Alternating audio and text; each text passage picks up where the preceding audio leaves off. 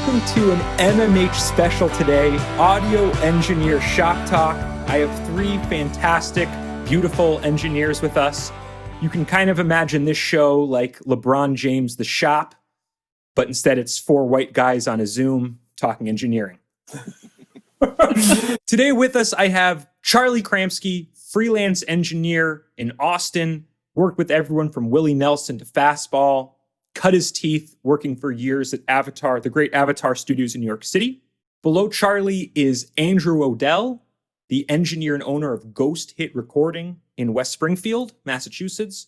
And to Andrew's right below me is Mr. Lang Freeman, bearded and beanied, producer, engineer, and songwriter here in Austin. And Lang's really the one person here who lives a double life as an engineer and a musician. He is the band leader for Sounds Under Radio. Guys, how are you doing today? So great to see you. Doing good. Good to see you. Good to see you. It's good to see all of you, frankly. I agree, yeah. I'm so excited. I've been looking forward to this for months. Just kind of bring you together. This whole site is about people hanging out and talking movies, music, and hoops. And there's no group of people that I'd rather talk about engineering with. I really kind of want to get out of your way today and let you guys riff and just share your thoughts. I think everyone who loves audio engineering is going to love to hear what you have to say. And speaking of loving audio engineering, guys, I want to start here, and I'd love to start with Charlie. What do you guys love about audio engineering? It's a tall order to start with. That's how I roll, baby. Yeah, I think there's two parts. There's the tracking and mixing. I love taking concept to actual product, having someone's idea for a song and taking it to where it needs to be and how to get them there and all the steps in between to make it become not tangible, but as close to tangible as you can make a song. For me, it's like less about the engineering and more about like creating sounds that elicit emotional character and then just finding ways to craft those so that they have emotional impact on people.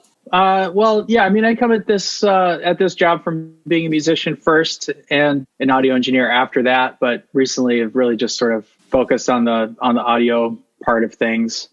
And I think what I love most about it is also what sometimes drives me crazy about it is that it's always a big puzzle.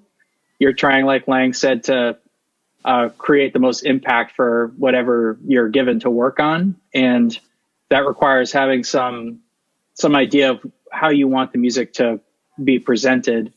But that can be tricky. It feels like a jigsaw puzzle to me a lot of the times, which I enjoy, but it's maddening, and recently, like, working on music, a big theme for me this year is like the night is darkest before the dawn, to go like way too dramatic on it. But sometimes you'll just be searching for something and trying to find the thing of the song that you're working on, the chewy core, if you will. And then you really feel like you're just completely fucking the whole thing up until all of a sudden you're not, and it sounds great and it really works. So that puzzly aspect of audio is what I love and sometimes what drives me insane about it.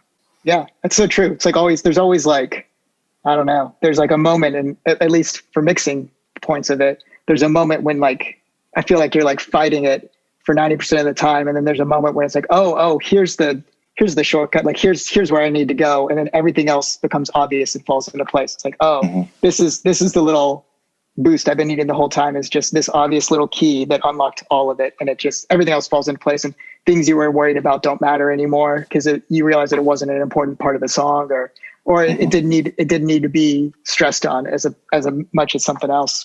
What's an example of what one of those keys could be?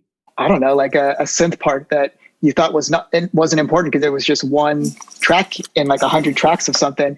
And then you discover it and you realize that everything kind of falls into line when you put that up in the front as opposed to being a background figure. And then you can reconstruct the whole mental image of the song around that, That's why rough mixes are pretty important.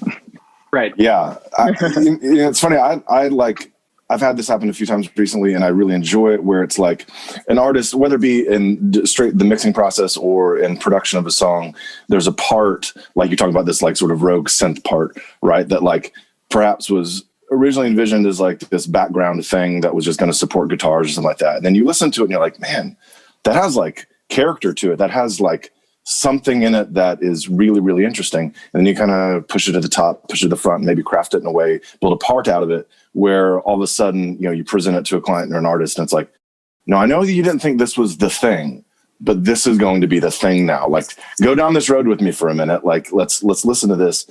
Yeah, I think that kind of right there is another thing that I really like about audio, is that it's very reactive. It's you may go in with one plan for how you want something to sound or how you want a song to feel, and it turns out that the thing that's going to work is the opposite of your plan. And I feel like that happens all the time, which is why I'm never bored. Yeah. So it's tough because you have to do a lot of sort of like soul searching every time you sit down to work on a new project, but you just have to be really open, because one thing that works for you one time will not work another time. You have to be able to improvise all the time. 60% of the time it works every time. Right. Strong 60. To that end, too, you sort of have to be fearless and cavalier with, like, not cavalier with your own time and your client's time, but that's part of the job too, right? Is to have the bandwidth to be able to say, this is probably going to work out. Like, this is going to take an hour of my time to go down this rabbit hole, but it's worth going down the rabbit hole. And knowing, like, which rabbit holes are worth going down, creatively or within a budget for a record, And also recognizing at least I personally have so many times have gone down a rabbit hole, been like, this is going to be great, wasted an hour, and be like, you know what? It doesn't matter how much work I put into it. It didn't do it. And then just scrapping it. Because sometimes it doesn't, you can't force it if it's not going to work.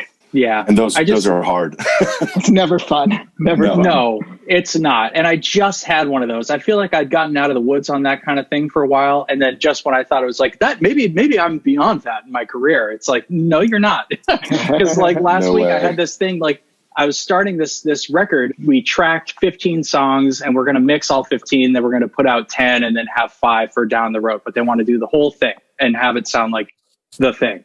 So I started on the one that I thought was a shoe-in, that I figured this is what I know the best, and I'm going to do this, and I'm going to do it well and put that out, and that's going to be it. And then I'll just keep going down the line. And I did that mix 8 times. It only worked on the 8th time. And it was because I completely undid everything that I'd done, started from scratch.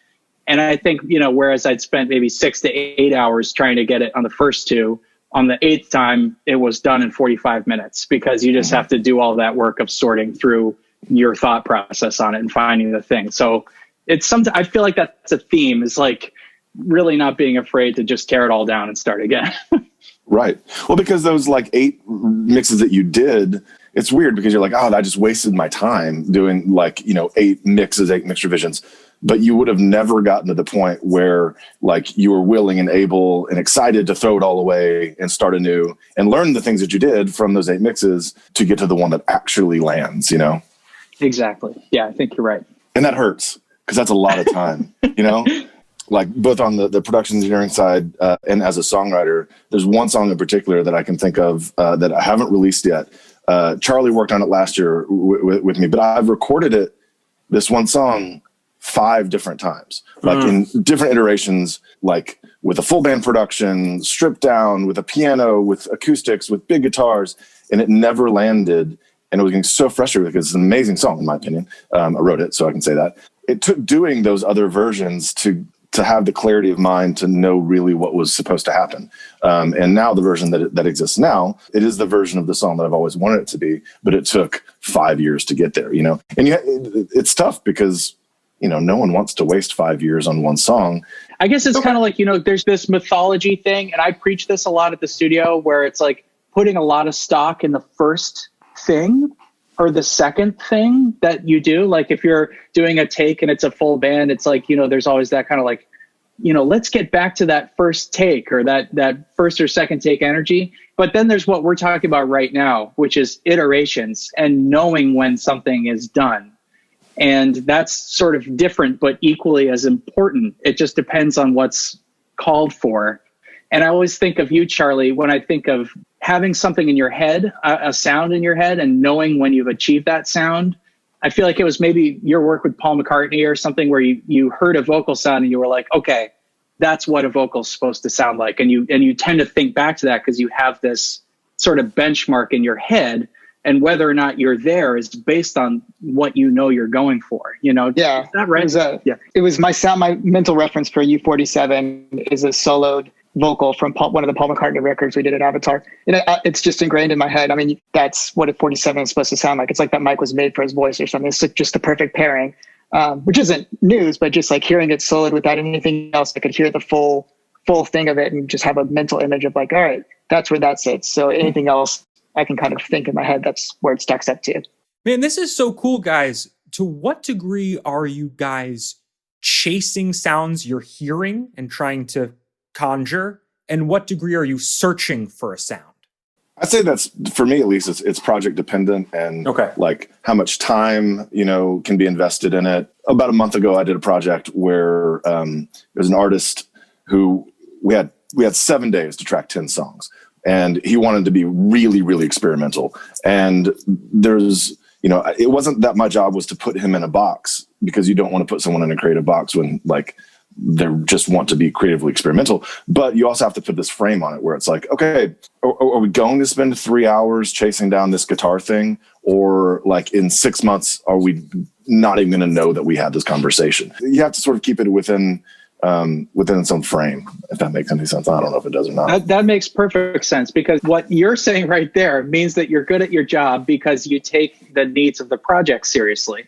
People who are bad at our job don't keep those factors in mind at all, and you waste time and money when it's not called for. So what we're talking about is like having something in mind, like your goal as an audio engineer, like having a sound in your head versus the practical considerations that you have to take into account per project to not waste people's money. So running a recording studio where we run on day rates, it's a big deal to get done in a day what we need to get done.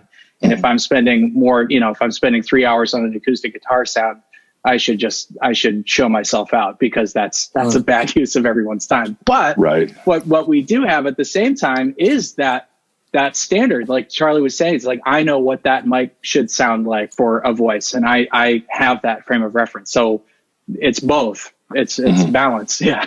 The style that people are going for matters too. So like if they're going, like Lang was saying, for something way out there and creative, sometimes the sound, there's a point where it stops at the guitar amp and needs to get picked up by the engineer to finish off like the delays and reverbs. But for like a lot of stuff too, like, the sound I chase, I try to just, if there's a drum set, I just try to get what he's giving me. And if it's not right, fix it there, because it's quicker to do that than to try to like switch mics, EQs, blah, blah, blah. For the most part, I just try to, the sound I chase is just being like what they gave me, getting that out the speakers on the other end. So with enough time, you figure out what mics will give you exactly that. But if it is like a super creative thing where you need to dig in with them, I think you kind of have to have a powwow and see like, where are we going with this? And you kind of chase it together. It's not just us, because, someone describes it and you have it in your head, but they might have it differently in their head. They're just bad with the rhetoric on how to describe it. So you have to kind of like hold each other's hands and be like, all right, get it to me to this point, but let me do the delay so it can sync with the time code or with the BPM in the song or something like that.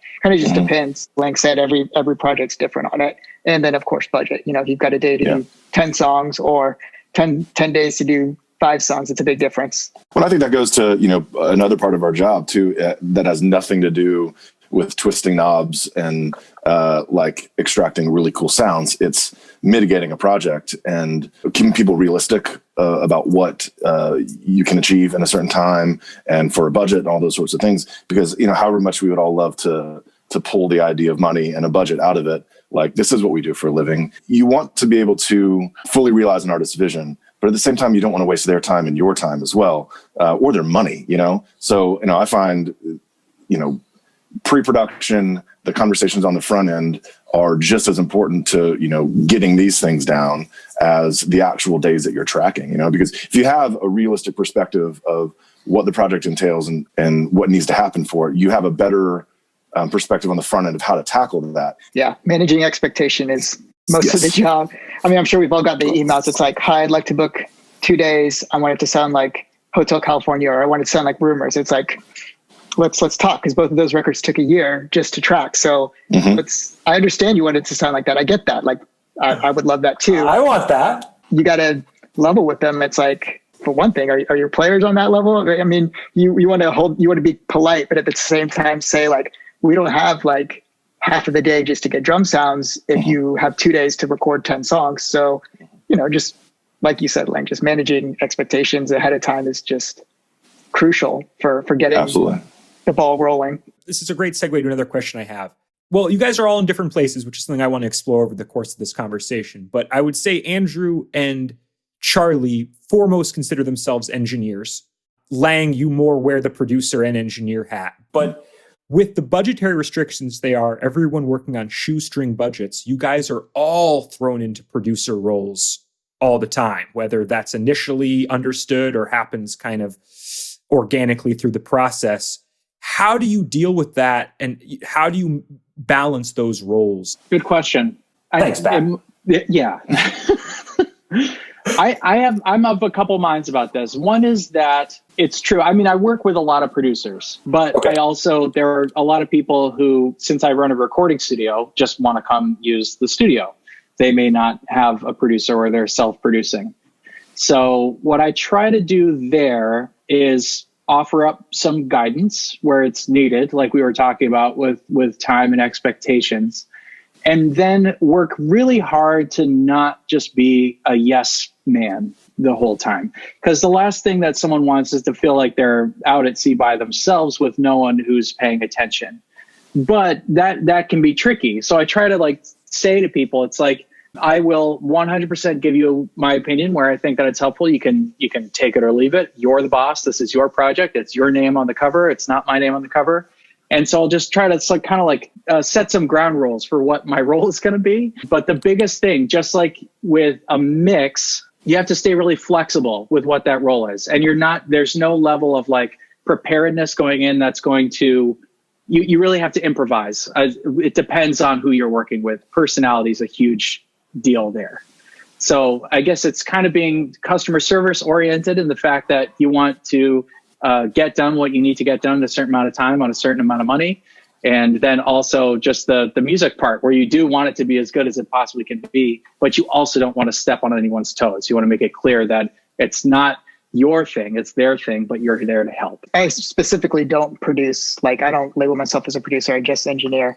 But sometimes, like you said, sometimes you're in interesting situations where they didn't plan for a producer and all this. And I'll always, let them know that it's not my role producing, but I'll do things like handhold to if I can tell the session, a producer will be like, we need to do these things to get the end of the day goal done. Then I'll help out with those just because I've done enough sessions. I'm just trying to be a nice guy to help move things along or suggest things. But when it comes down to actual musical choices, what a producer would do, I 100% stay clear of those things. The band will even ask my opinion and I'll say, I'm not, just because I don't know the dynamics of the singer and the drummer, maybe I don't want to be the guy in the middle and they both say, what do you think, Charlie? So I'll always, the thing that gets personal in a session is the musical aspect of it. And I'll always make it very clear, I'm not weighing in on any musical aspect. I'll help you move the session along. I'll tell you time budget and, we'll manage things. I'll tell you maybe it's a good idea if we track this and this at the same time or do this first because of this. Things that a producer does to keep things on track. But if it's music related, I stay out of it completely because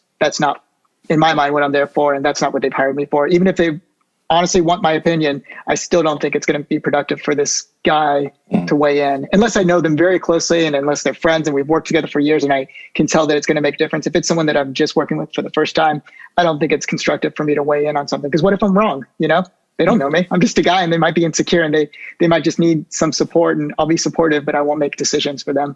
That's a great perspective. I struggle with that because, I mostly work as a producer when I'm working with artists, but on occasion I get hired out and have people come in. But because they know me also as a producer, people often rely on me for making some decisions.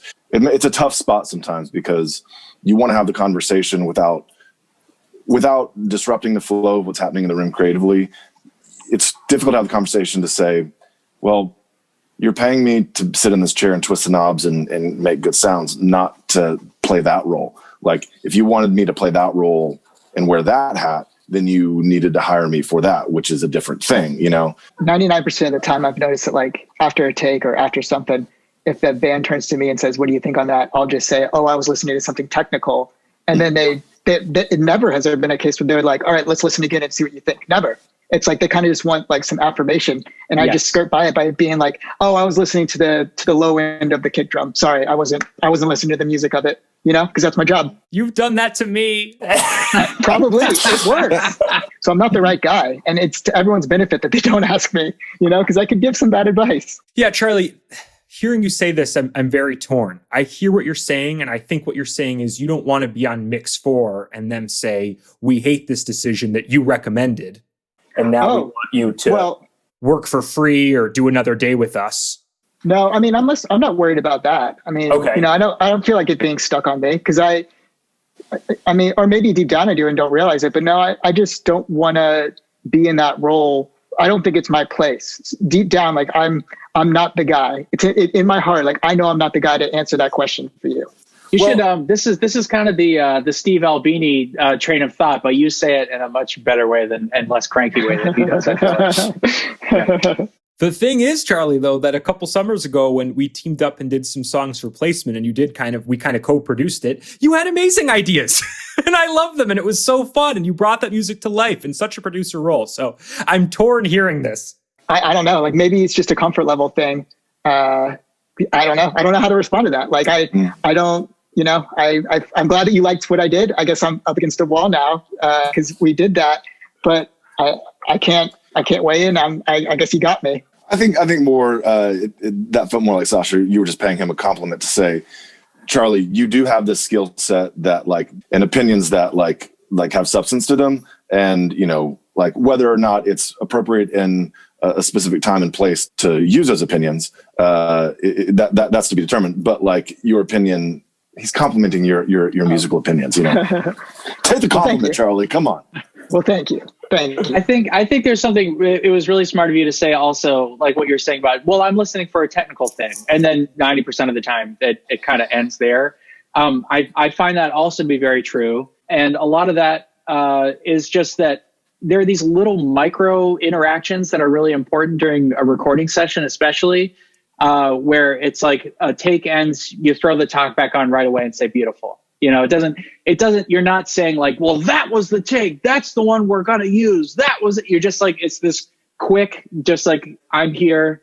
Great job. We're working on the same thing. Here we go kind of thing, you know? And it's like, and if it's totally fine to say something like, you know, if someone asks, well, what do you think? They don't necessarily want to know what you think. They don't actually want you to say, well, you were a little behind on that, right? You know, because you know it's it's just part of moving things along, and that's important. I feel bad for engineers. There are plenty of them out there. I've seen them working where they just don't quite have the flow thing down. They don't have that interpersonal thing down. It's true, and I mean, look, you know, I can speak to this from an artist perspective too. Like, you just want validation to a certain degree. You know what I mean? Like, whether it's from the guy getting coffee in the room, you know, or whether it's the producer, like it's nice to hear affirmations. You know what I mean? Like you said, read the room. Like you have to have that in the role of producer engineer. You have to understand that, like, you know, like we are as artists, we are very delicate people. You know what I mean? Like, and I mean, honestly, like, you know,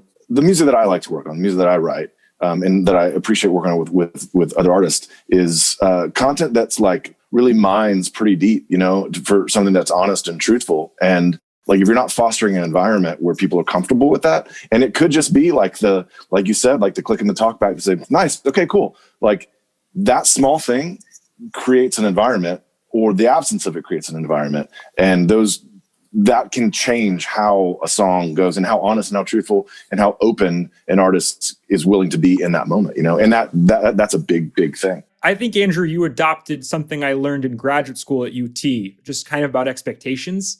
You know, we were told never to say, let's do that one more time, right? Because that creates this expectation that after that, if it's not good, there's a failure. Right. The expectation was one more time. So as a music teacher, I use language like, let's do that a few more times. That was great. Let's keep going. Let's do 3 or 4 more. See what happens. And then when you're on the 4th and it's still not going great, there isn't this feeling of failure. So I love that flow, and I love that. Yeah, I still think of you all the time for that. Thank you for that, because you taught me that. Sorry, Lang.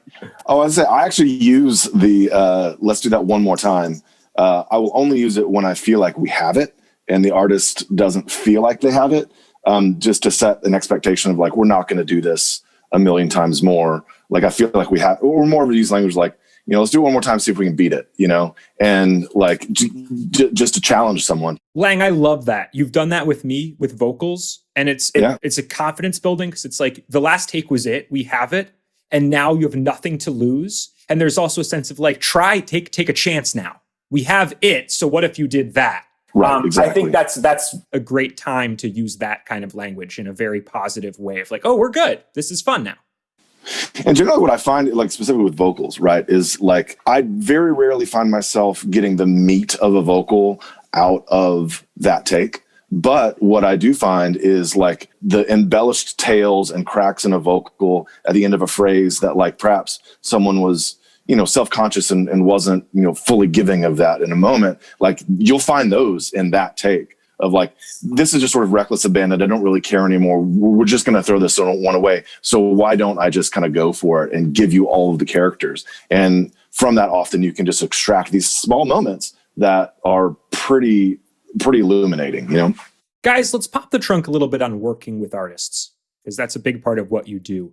What are some characteristics that make for a great client? Wow, good question. Wow. Yeah. I think I'm going to say it. I think I'm going to say it. I think the best. It's a safe space, Andrew. Yeah. Here it comes. Don't say it. Don't say it. Now it's going to seem like nothing. I feel like my favorite clients are like, I feel like the best records I make are also the best hangs. And I feel like there's just something about, I guess that's like a tracking thing. Because obviously a lot of times I'm not hanging out with people when I'm mixing their record these days, mostly. Things that I'm in the studio with people for a long period of time. Like if it's a good hang and there's good spirit, then the music is going to really benefit from that and feel really good at the end of the project. And sometimes if there's a lot of sort of like tension or bad juju or something, you work through it. It's always fine. But there's something that affects the process, maybe in a negative way. So I think my favorite clients are clients who are easy to be around and recognize that the studio is a fun place to be and a safe place to be. Mm-hmm. Yeah. And sometimes you have to teach people that. I'm not just saying, if you're not that way, then I don't want to work with you. But it's just, sometimes people learn that over time too. But I think there's something about the hang leading to a good product. Yeah, I agree. I mean, it's about fostering an environment for people, as I was saying earlier, to like open this, to be willing to like sort of bleed in front of you. Mm-hmm. And so like, unless you've created an environment that like allows that, and like there's, no judgment in that, and there's a comfort in that, like, then you're not going to get the honesty out of it that you're really, really looking for, or that the artists themselves are looking for as well. But I'm with you, man. It's like the favorite records that I do are like,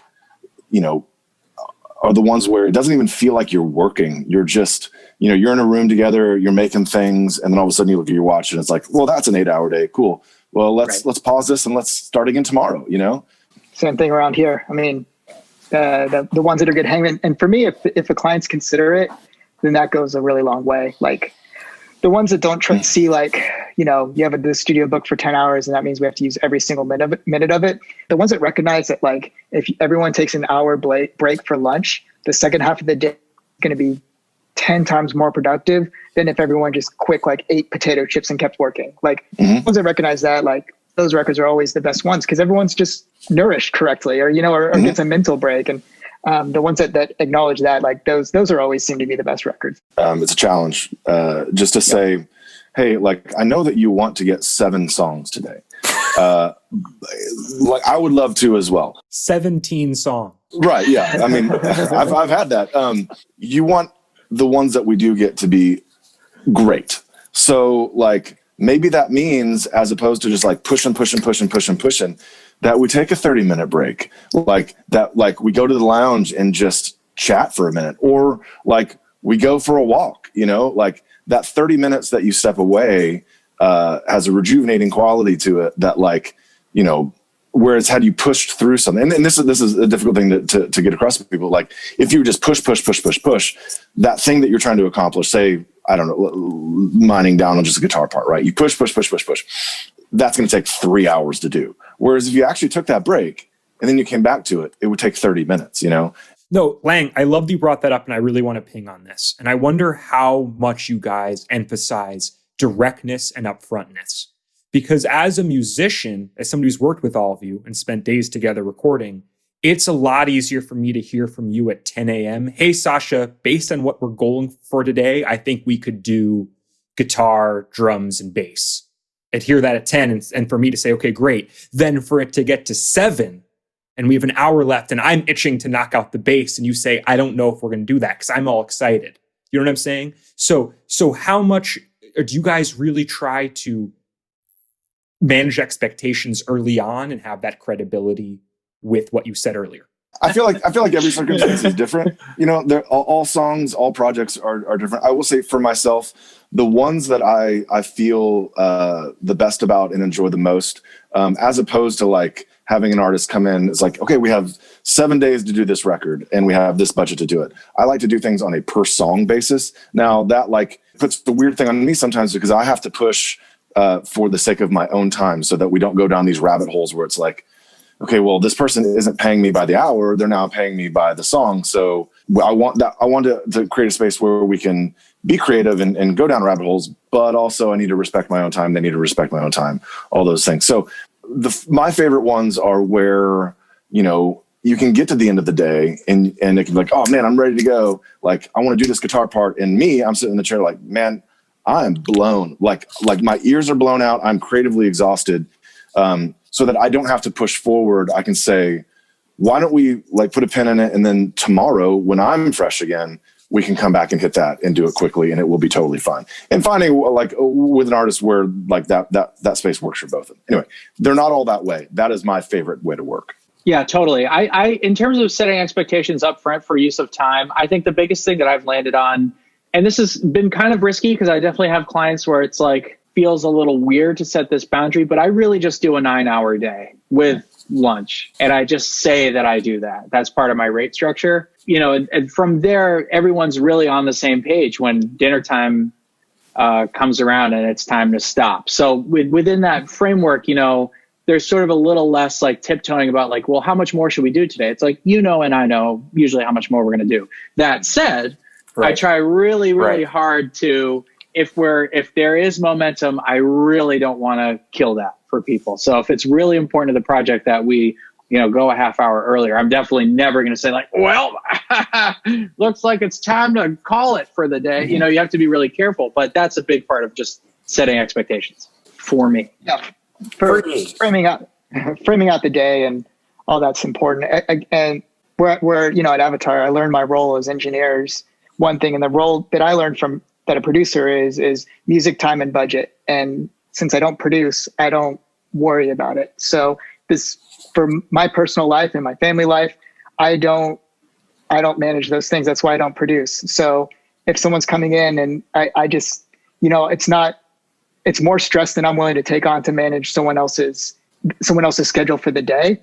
So that's why I always say like a producer needs to, you know, for shooting emails with the band ahead of time and they're self-producing and they tell me this large list of things, I'll let them know like that's not realistic, you know? But in terms of the actual day and like, you know, I make it a point to always never have a band waiting on me for anything. Like everything's ready to go always. I get there early for a reason. So I'm always ready to go. So to me, it's like when the day ends, it's like, you know, I'll go over a little, that's fine. But that's not, again, that's why I don't produce, because I don't have to be the bad guy and say, you know, this is what we need to do. It's just clinical. It's like, sorry guys, like, you know, I'm an engineer. I'm not the producer on this. The mismanagement of time is beyond my scope. I'm here to make your stuff sound good. And it's pretty clear from the beginning of the day. And that might not be like the kindest thing, but for my personal life, I can't stay late just to be the nice guy. I can't handhold. I'm not going to tell them when they need to start on the next thing. I'm just there when they need me to be there. So. Yeah, there are two things that one is I also hate having anyone wait on me. So that's just never going to happen. I don't care if I'm there 2 hours early that I'm not getting paid for those 2 hours. It's worth it because having no one wait on you is important for so many reasons, but mostly just for myself. I just don't like the pressure. I just want to know that everything's cool so that I can feel great about my day. But the other thing is, you know, I remember from Avatar, there are a couple things about a place like Avatar. One is that you're working on a certain level of project where I remember Bob, like, or you too, Charlie, probably you had days where you would just sleep there because you're there for like, 16 or 20 hours or like 48 hours straight or something like that. And sometimes, when you're at a certain place in your career, that's a really awesome thing to be able to do. Now it seems to be that is not something that's ever really going to be necessary in my career. I mean, there are definitely studios where it's like, we have to be able to go for 20 hours or else, whatever. And I remember, being at Avatar as a client too, and having Fernando was the assistant on our session with Justin mixing. And I was really surprised when I wasn't paying for this, but when our label got the invoice from Tino and it had all this overtime and no one ever said like, it's time and a half past 10 hours or whatever it was. It was just like, oh, we just sort of thought that we'd be doing a 13-hour day, So it's also important to be transparent about that shit, especially when you run a studio. Yeah, that was some shady. Yeah, that's some shady stuff. Yeah, I know they did that a lot. Another thing about how I don't produce and I just engineer, and also the time management, is that like, I think when you're producing a record, you're working with like one client through a whole process, maybe for a couple weeks, a couple months. And since I just engineer, I go back-to-back days from one client to the next. So like, I've got an 8 a.m. call the next day with a new band that I need to set up for. I want to be able to call it at a day, go home, start the next day, leave it at that. Like that project, like, is gone and off, and the producer probably took it and they're working on it, or the band's working on it. And if for another day, I'm there. But like, that's the role that works for me in my life. Guys, I want to ask you about genre.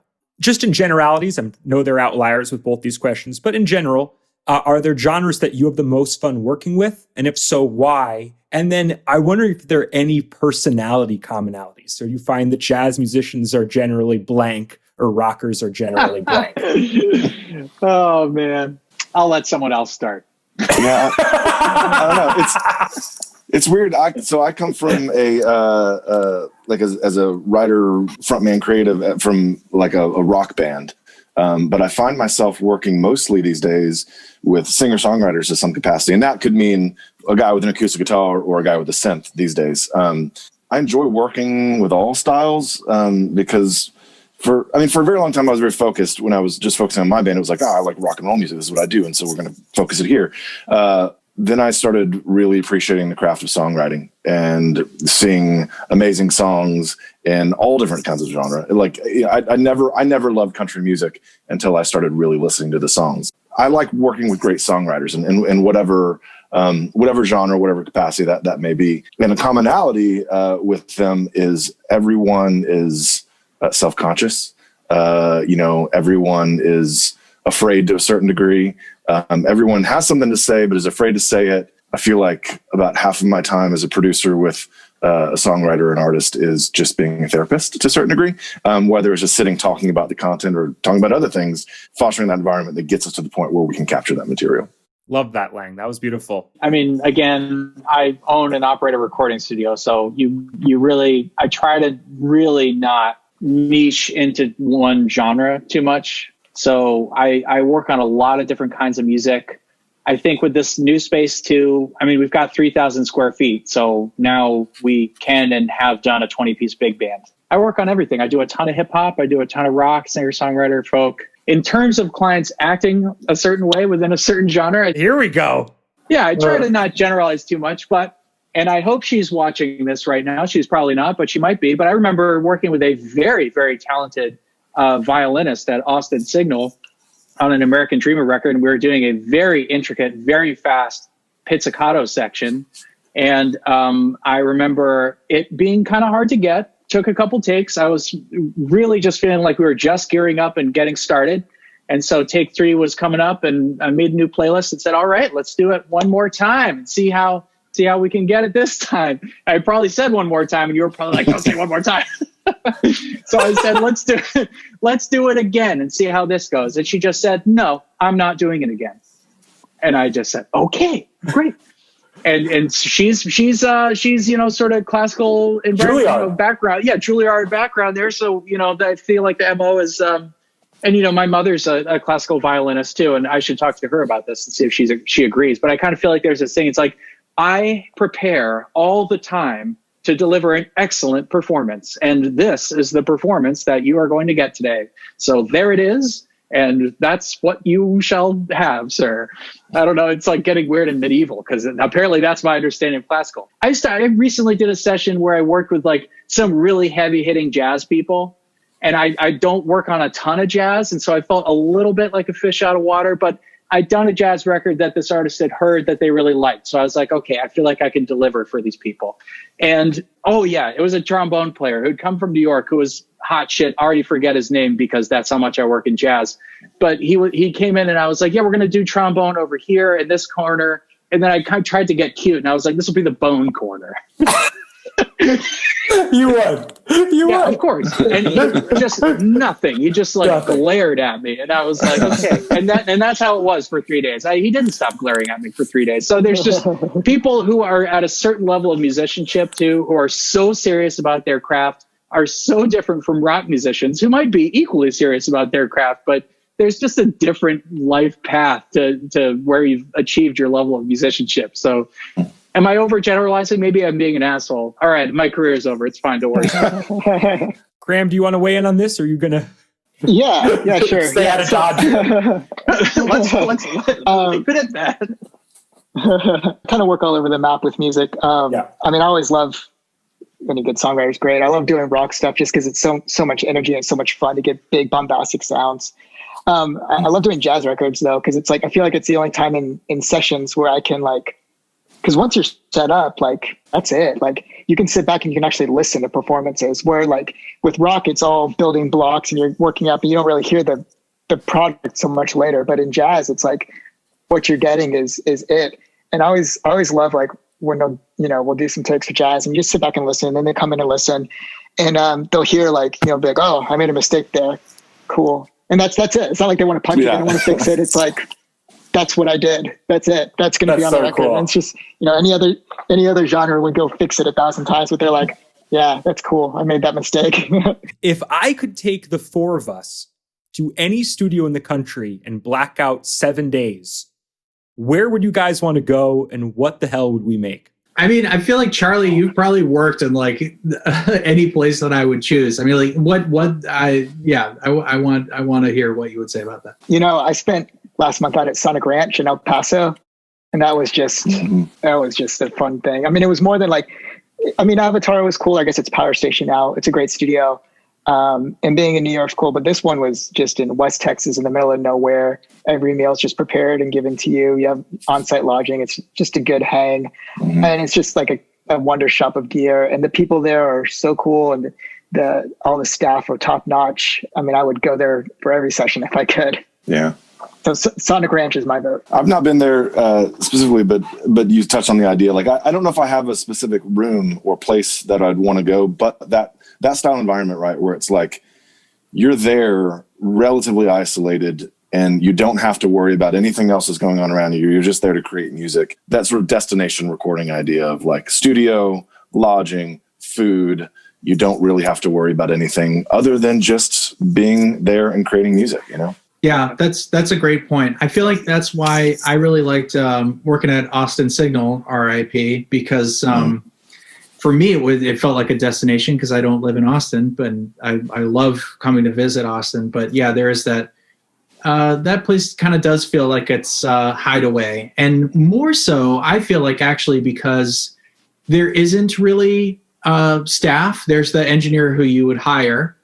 And your creative team, but there's not an assistant and there's not like an internship program or anything like that. It's just, I kind of like the insulatedness of a studio like that, but that's just kind of just where I come from. I would obviously do anything to go to Sonic Ranch for a bit. We need to debrief about that, Charlie, because that's awesome. Yeah. Go ahead. Well, just about that, one of the coolest things, and it's not anything that's written or whatever. I mean, it's just out in the middle of nowhere.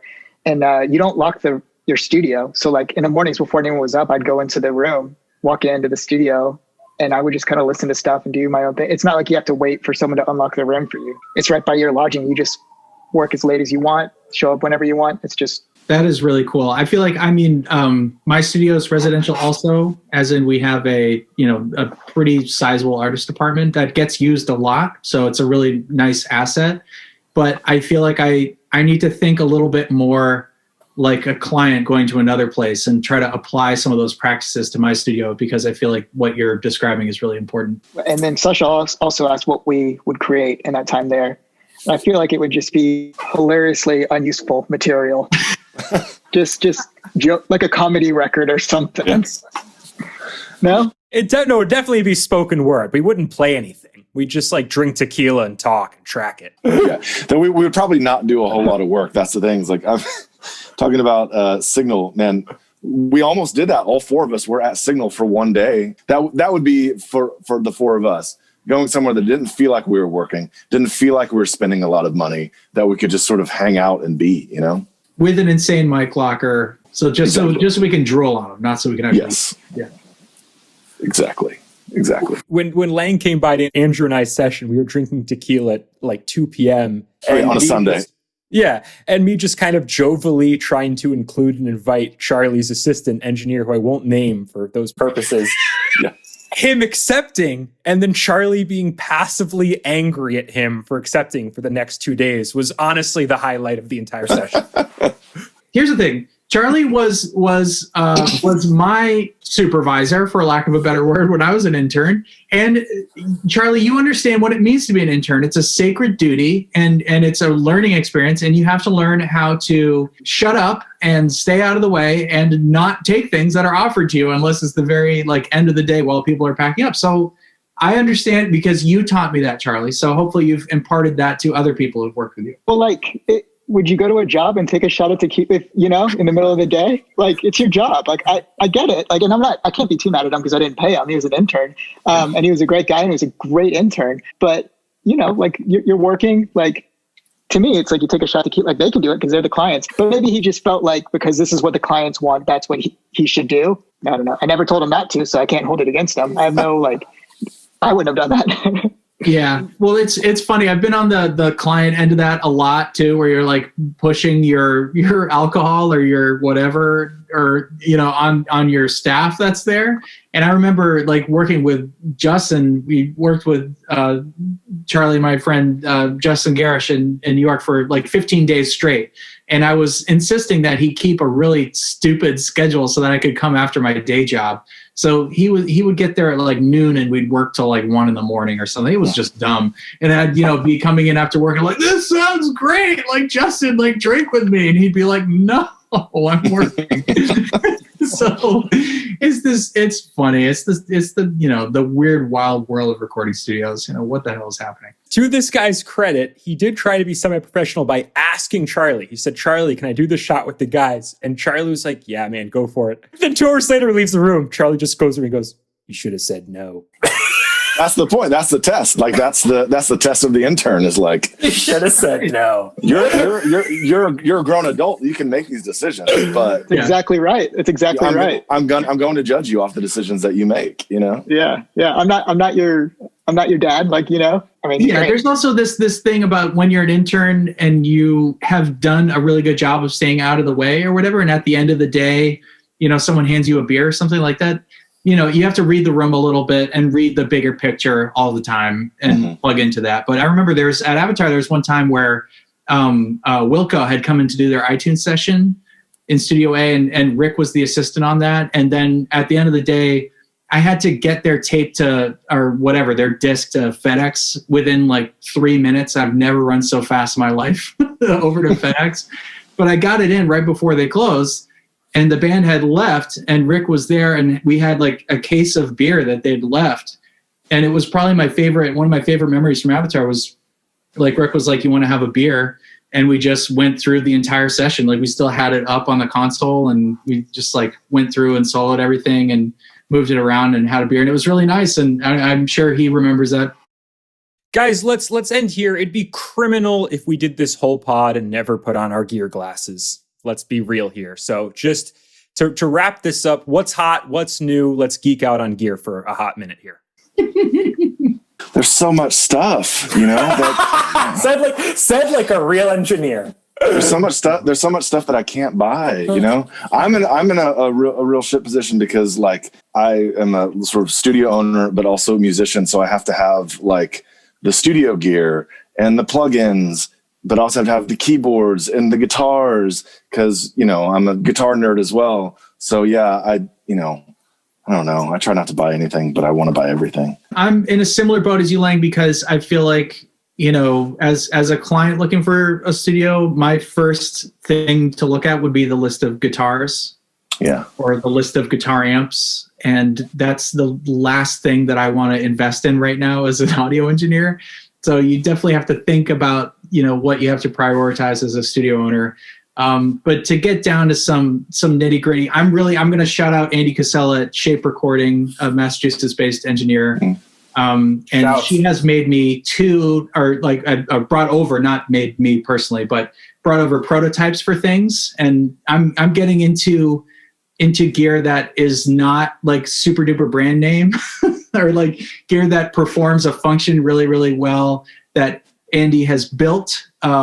So trying to stay away from things that are really awesome just because of the brand and use my ear more on a piece of gear. So there's a mic pre from Shape Recording coming 2021 that I put up against, just like an API, whatever my other favorite mic preamp is at the time, and shot those out, and it was just light years better. And it's just currently just a bunch of parts on the table, you know. Yeah, because expensive doesn't always make it better, you know, or brand name doesn't always make it better. Right. Sasha, I suggested he buy this microphone, and I've got one sitting in front of me. It's coming Roswell. I bought the Mini K87. Sasha bought the 47. I've suggested this mic because it's a super inexpensive mic. You know, they're $350, $400, but they sound incredible. You know, they're amazing. I don't know how they sound that good for how cheap they are. Yeah, those are great mics. Yeah. I'm loving this Krasrog stuff. Yes. That sounds appropriately nerdy. True Iron is super medieval. Amazing. Yeah. And the synth warmer? Oh my gosh, man.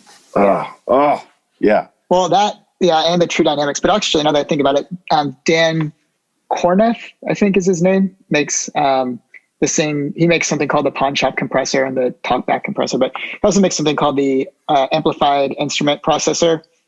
Really cool plugin because you can change like the age of an EQ. It's like this thing where it's like a normal plugin, but you can look at the back of it and you can change out the tubes and you can change out the resistors and the circuit, and you can really customize it. It's pretty cool stuff. So it's cool to see plugins doing things like that, where it's not just what it gives you, but you can actually like modify the plugin yourself.